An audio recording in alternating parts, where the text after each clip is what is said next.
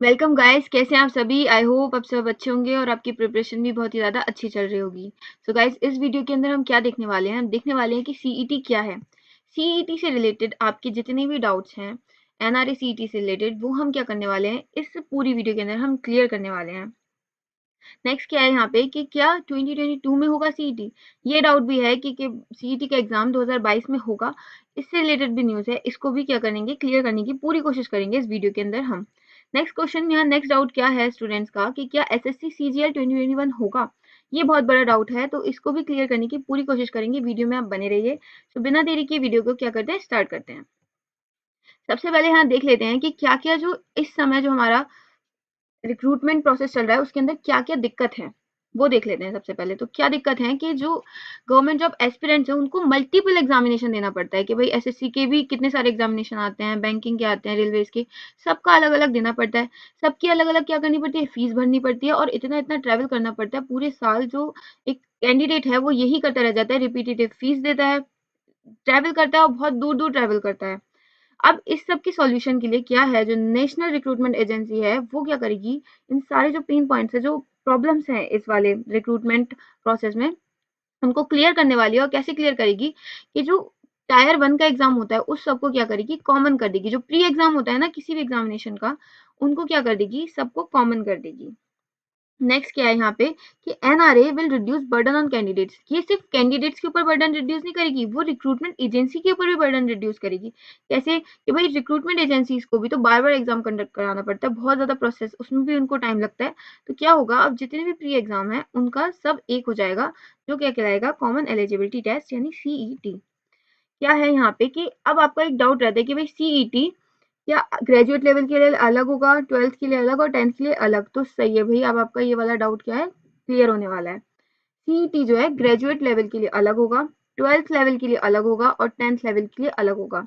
Hope so आपका ये doubt clear हो गया होगा। नेक्स्ट की जो सीईटी है वो नॉन टेक्निकल पोस्ट के लिए जितना भी टायर 1 का एग्जाम होता है, एसएससी, रेलवे और बैंकिंग का, उनको क्या कर देगा, अब एक कर देगा। एसएससी, रेलवे और बैंकिंग के लिए सीईटी के अंदर टायर 1 का एग्जाम क्या हो जाएगा, अब एक हो जाएगा।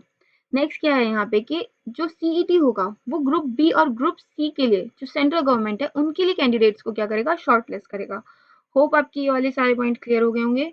नेक्स्ट क्या है यहाँ पे कि जो सीईटी होगा वो मल्टीपल इंडियन लैंग्वेजेस के अंदर कंडक्ट कराया जाएगा।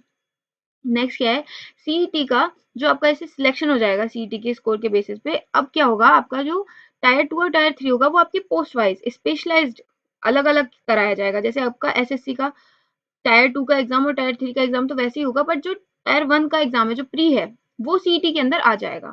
नेक्स्ट क्या है कि आपका जो सीईटी का स्कोर है वो 3 साल के लिए वैलिड रहेगा। ये वाला पॉइंट भी आपका क्लियर हो गया होगा कि जो सीईटी का आपका स्कोर कार्ड आएगा, वो स्कोर आपका 3 साल के लिए क्या रहेगा, वैलिड रहेगा। कोई भी नंबर के अटेम्प्ट्स के ऊपर कितने भी आप अटेम्प्ट दे सकते हैं, कोई भी रिस्ट्रिक्शन नहीं है कि भाई एक ही अटेम्प्ट दे सकते हैं, 3 अटेम्प्ट दे सकते हैं, 4 अटेम्प्ट। कोई अटेम्प्ट के ऊपर रिस्ट्रिक्शन नहीं है, रिस्ट्रिक्शन है बस एज लिमिट की।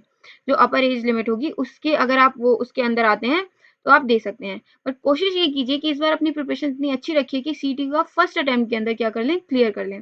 साथ ही जैसे कि और गवर्नमेंट एग्जाम्स के अंदर एससी, एसटी, ओबीसी और पीडब्ल्यूडी कैटेगरी को अपर एज में रिलैक्सेशन मिलता है, अपर एज लिमिट में, तो वो यहाँ सीईटी के अंदर भी आपको क्या है, मिलेगा। होप सो सारे डाउट्स क्लियर हो रहे होंगे यहाँ पे आपके। नेक्स्ट क्या है कि जो सीईटी है, अब उसके फायदे क्या क्या है यहाँ पे कि भाई एक तो सिलेक्शन प्रोसेस के अंदर ये टाइम जो है कम कर देगा।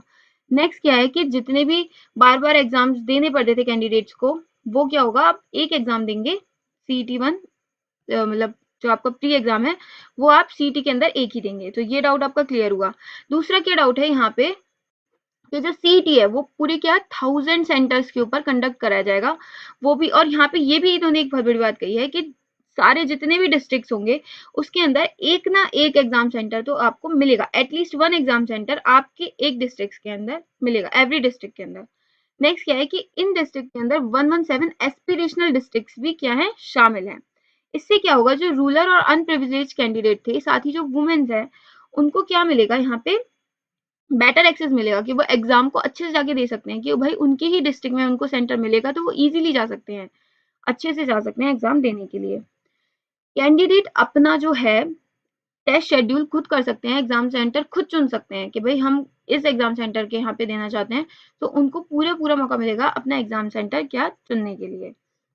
नेक्स्ट क्या है यहाँ पे कि जो सीईटी का आपका स्कोर आएगा वो central government, state government, UTs, PSUs और प्राइवेट सेक्टर के साथ क्या किया जाएगा, शेयर किया जाएगा। इससे क्या होगा, बहुत ज्यादा कॉस्ट जो है उसमें सेव होगा, पैसा बचेगा भाई, और साथ ही क्या है, रिक्रूटमेंट प्रोसेस का टाइम भी बचेगा, टाइम और पैसा दोनों की ही बचत होगी इससे।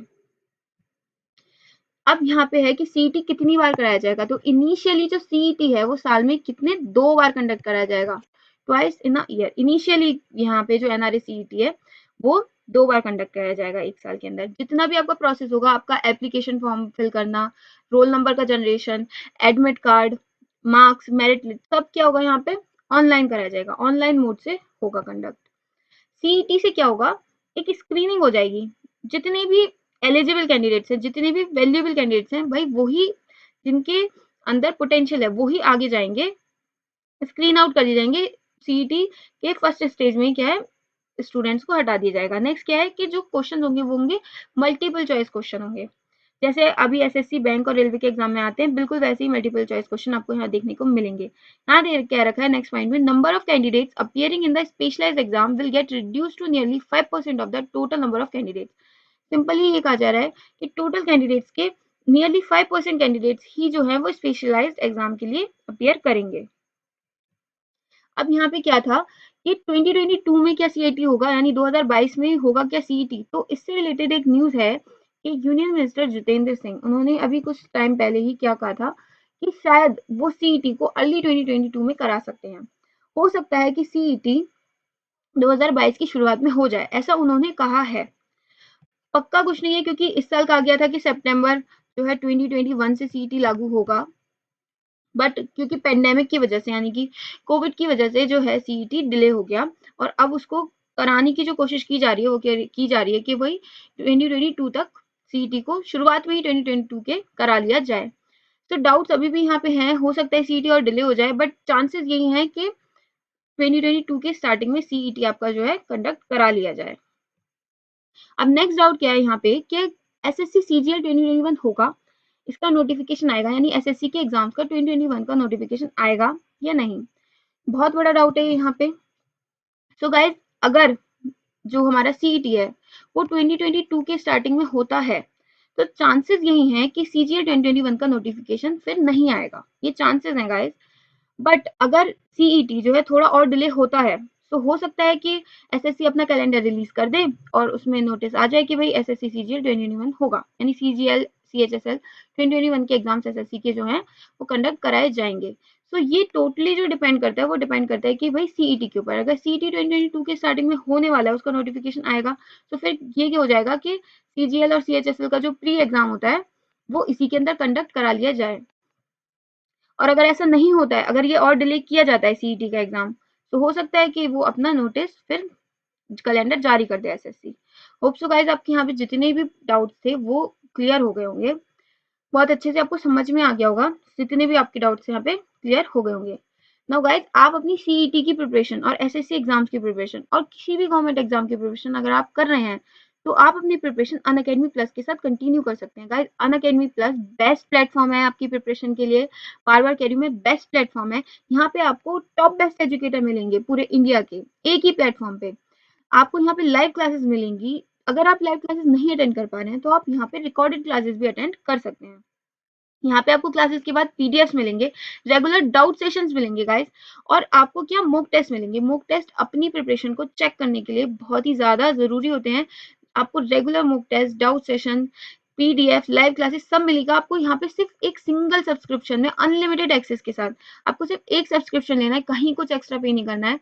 गाइस, आपको करना क्या है, प्ले स्टोर से जाके अनअकैडमी आपको डाउनलोड कर लेना है। अनअकैडमी आप डाउनलोड करने के बाद गोल कैटेगरी में जाके अपना आपको गोल सेलेक्ट करना है। आप किसी भी एग्जाम की प्रिपरेशन कर सकते हैं, whether it is UPSC, SSC, bank, railway, CDS, AFCAT, CAPF, state PSC, UGC NET, IITG, NEET, CBSE exams. आप सीईटी की प्रिपरेशन भी यहाँ कर सकते हैं गाइस। ये करने के बाद आपको मैक्सिमम वैलिडिटी का प्लान सेलेक्ट करना है। मैक्सिमम वैलिडिटी का प्लान सेलेक्ट करने के बाद रेफरल कोड में डिस्काउंट कोड लगाना है PMYT। ये कोड लगाते ही क्या है, आपको मैक्सिमम डिस्काउंट मिलेगा। यहाँ लिखा है, देखिए आप ये कोड लगाएंगे तो आपको मैक्सिमम डिस्काउंट मिलेगा। कोड लिख लीजिए, कोड है PMYT। गाइस PMYT कोड लगा के आप अभी अनअकैडमी पे जाके अपनी प्रिपरेशन स्टार्ट कीजिए। सीईटी की प्रिपरेशन आप अगर अभी से स्टार्ट करेंगे, तो अगर आपको 2022 में एग्जाम अर्ली में हो भी जाता है तो आप बहुत अच्छे से अपना क्या कर लेंगे, एग्जाम क्लियर कर लेंगे। बिना देरी के PMYT कोड लगा के अनअकैडमी के साथ अभी अपनी प्रिपरेशन को स्टार्ट कीजिए।